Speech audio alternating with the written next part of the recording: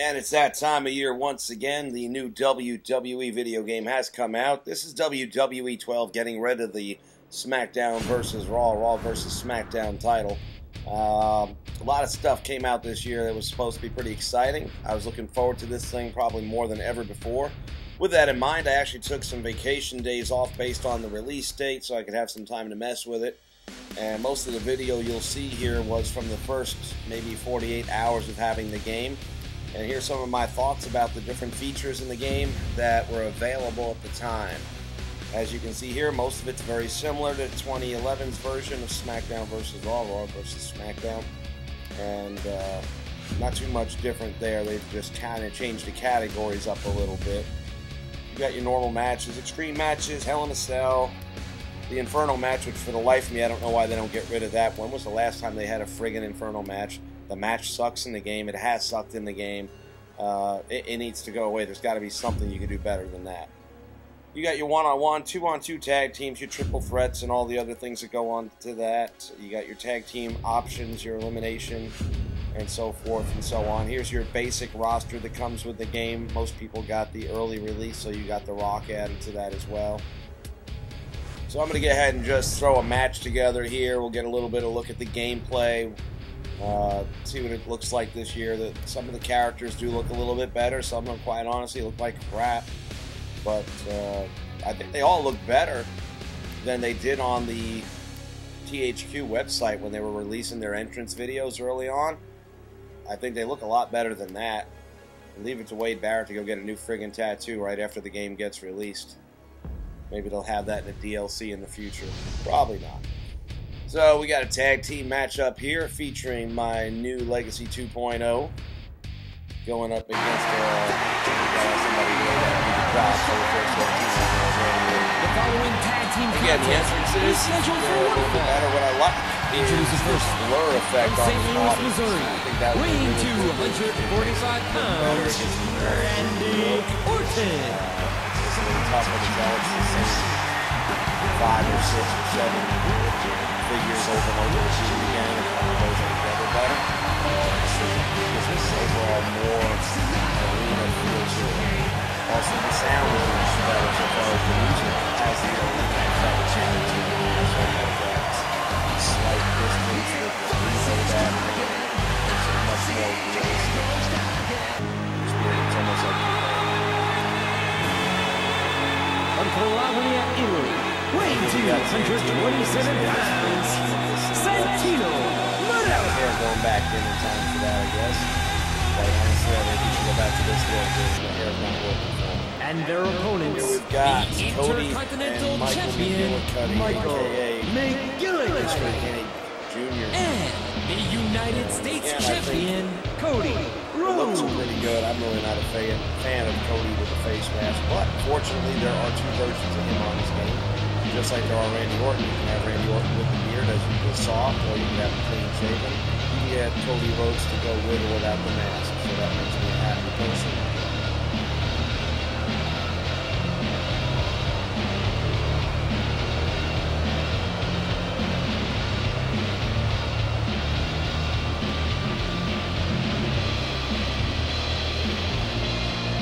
Other and works frequent tags will be in a much better position to win this. He flies! Crossbody! Orton. Now, once again, this was one of the first matches I ever did with the game, so there's going to be some getting used to it. They changed the button, the configuration completely. So all the things you used to do to pull off offense in the past has changed. Cody Rhodes, one of the truly great young and it's up-and-coming arguably easier. They say it's easier. Some parts of it are, some parts of it aren't.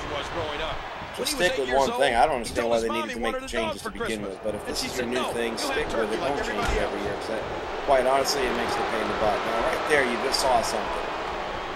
You saw McGillicuddy go for the grapple, but he's going away from his man. That happens a lot in this game, and that's one of these things. The targeting is really not something I'm happy with. Here again, he's done the taunt, but he's not really lined up with his man. He's standing to the side of him. Now, he does execute the finisher, but I don't know. I just think that targeting system really sucks pretty bad this year. It's definitely worse than that. So in that aspect, it's not bigger, better, or bad. That part's not. I think the in-ring action is a lot smoother. They do get up a lot faster in the beginning, so it's more fluid, but then as you wear people down, they stay down longer. And that was one thing I was a little worried about. He knew he felt he had to win this one tonight. The way they were toting it early on was that these guys get up, it's more of a video game, and the thing about this is it's always been a simulator. So they do stay down longer as there's more wear and tear done to them. You can actually have countouts now, whereas they always beat the count back in the past.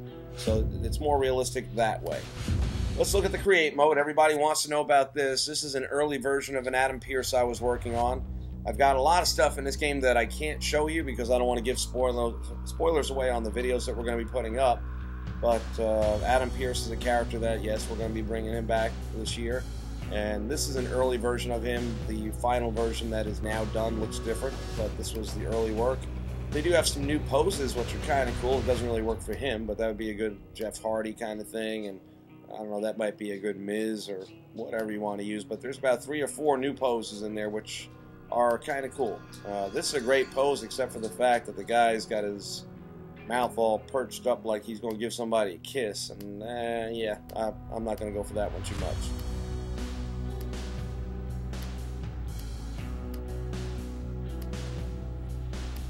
And aside from that, we've got one of our new features, which is that you can create an entrance video. Now, in the past, you could put a highlight reel together and use that as your entrance video. Now, there are actually about, I don't know, 10, 12 different videos that you can use, and you can then insert your created wrestler into the video, as you're seeing here with Adam Pearce. We're using the Hollywood one in this case, and you see the paparazzi behind him. It will use your actual finishers. It'll put your guy's specific stuff in there. You got the red carpet and the ropes treatment here with his name in the background. And the opponent in the video, which I didn't realize at the time, is whoever his default rivalry opponent is, which in this case apparently was Jerry Lawler before I got around to setting it up. So if I change it to somebody else and then redo the video, that'll be the person you're brawling with. So before you cut your video, make sure you have the opponent that you want him to be going up against in that video as your #1 heel in the feud. So here we see again his moveset being used in the video. You can control the lighting and all kinds of different features to the video, and like I said, there's a bunch of different ones out there. Now we create the arenas. Well, this one here was a downloaded one. Saturday night's main event, the old school style. You can create your own logos, of course, and put them into the arenas, which I wasn't sure about in the beginning because that didn't seem too clear in the early advertisements. You control everything in this thing. It's about as close to Fire Pro Wrestling as I've seen. You can make it old-fashioned guardrails, which I'm a big fan of. I don't like the new things. You got your logos up there running in the scrolling screens on top. And you can control that too, as we will see. So you really do control pretty much every aspect of the Create Arena. You control the color of the ring post, the color of the apron, color of the mat, the ring ropes.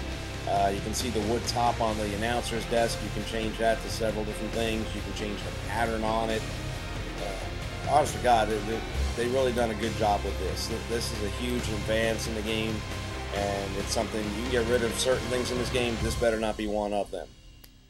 This is definitely one of the strengths of this game, and this year, years past, they focused on different things. A couple years ago it was about tag team wrestling, and last year was about making it your moment with a better storyline mode. And now the ring is definitely the featured item in this year's game, and it will be our feature this season. We'll cover that a little bit more as we go through the rest of this tutorial or this review of this game. So we talked about they need to get rid of the Inferno match. Instead, what they got rid of is that you can't grapple with the environment outside the ring.